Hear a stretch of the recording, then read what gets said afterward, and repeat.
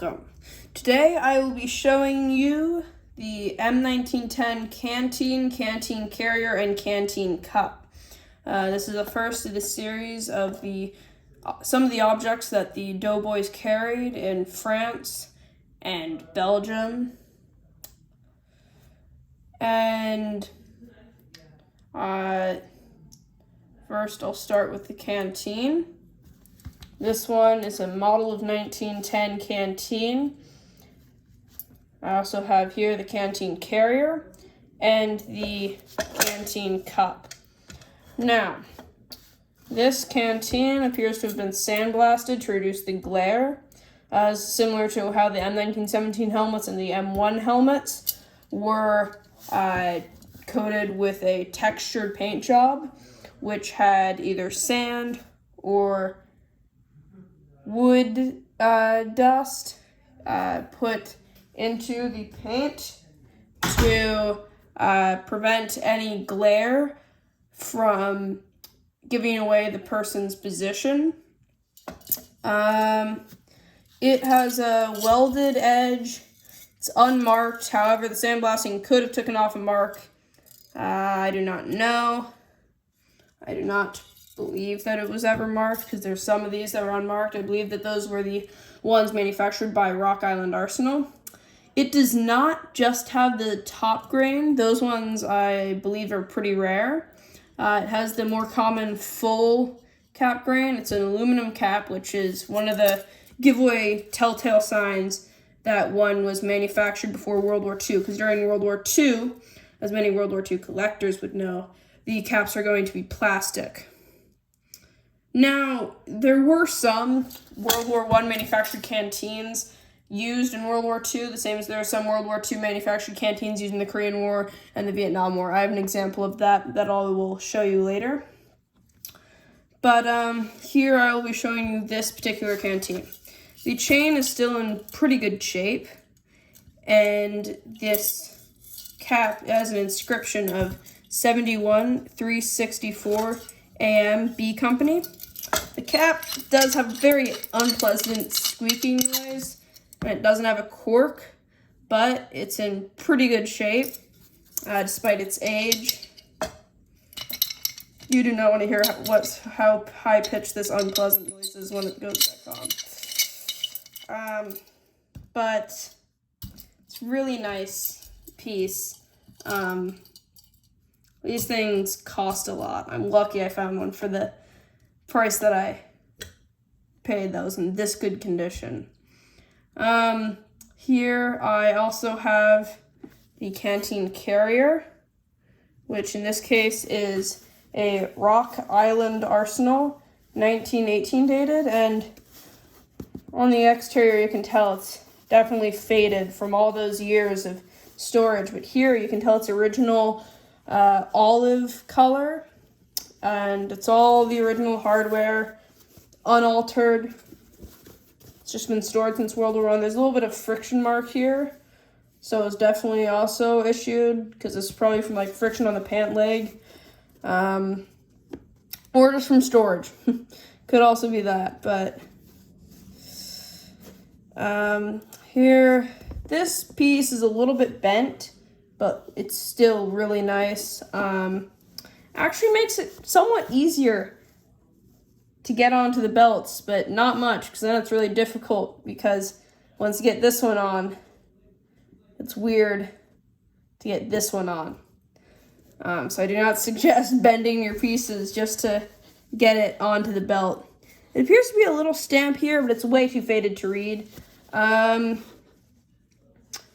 Fabric's in really good condition, and along with the wool is also in really good condition.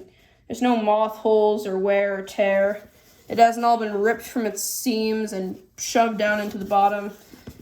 The only wear is right here. There's a little bit of wear, it looks like, from the chain, but that's really nothing. This hardware is also in really good shape. You can see the brass backing to these pieces. That's what held these guys in place. These guys are held in place by these metal tong pieces. And how it snaps is there's this notch right here, and this wire snaps right into that. while the older ones, a lot of them have the eagle snaps, which are basically looks a lot like a button, but it isn't exactly a button. Those are going to be exponentially more expensive. But here it's marked US, and it's really nice, good shape. Yeah, the marking here, it appears to be like a 1, maybe a little mark here, it looks like a 1, 0, or 9, or an 8, and a 1 or an 8, or something like that. Could be 1918, but I don't expect it. I'd expect it to be some sort of soldier ID, or just one of those quartermaster snaps. Marks or something. Sorry, I was just doing the snap, so that's really nice. This is going to be one of the final things we go through. This is the model of 1910. I'm not even sure if these were marked in the model of 1910 Canteen cup. This is the one design that was completely, this and also the Canteen carrier, was the only thing that was like completely the same. 150% the same. Because these, this was changed to plastic. And then, well, eventually with the M56 design, this back piece was changed to 2 vertical clip pieces. But this piece stayed the same. It stayed the same until these all were replaced with the plastic Canteen, which personally I kind of dislike, but that's just me. I am the person who kind of likes old stuff. I use old terms and all such, so I'm not. Bit of a biased argument. Here it is marked US AGM Co. 1918. AGM Co. is aluminum goods manufacturing company. They manufactured a lot of stuff, including canteens, for the